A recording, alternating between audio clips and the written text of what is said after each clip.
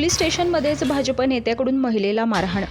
सध्या एक धक्कादायक बातमी समोर आली आहे। बुलढाण्यामध्ये भाजप नेत्यानं महिलेला बेदम मारहाण केल्याची धक्कादायक घटना समोर आली आहे। पोलीस स्टेशनमध्येच भाजप नेत्यानं महिलेला मारहाण केली आहे। शिवा तायडे असं या भाजप नेत्याचं नाव असल्याची माहिती मिळत आहे। ठाकरे गटाच्या नेत्या सुषमा अंधारे यांनी याचा व्हिडिओ सोशल मीडियावर शेअर केला, त्यामुळे सगळीकडे एकच खळबळ उडाली आहे। सुषमा अंधारे यांनी सोशल मीडिया प्लॅटफॉर्म लिहिलं की भाजपचा स्थानिक पुढारी तथा मलकापूरजी बुलढाणाचे कृषी उत्पन्न बाजार समितीचा सभापती शिवा तायडे या गावगुंडाकडून शहरातील पोलीस स्टेशनमध्येच महिलेला मारहाण। थोरते गृहमंत्री, थोरते पोलीस कर्मचारी। सध्या त्यांनी शेअर केलेला हा व्हिडिओ सोशल मीडियावर खूप चर्चेत आहे। या व्हिडिओमध्ये तुम्ही पाहू शकता की भाजप नेते शिवा तायडे पोलीस स्टेशनमध्ये बाकड्यावर बसलेल्या महिलेला मारहाण करत असल्याचं दिसत आहे।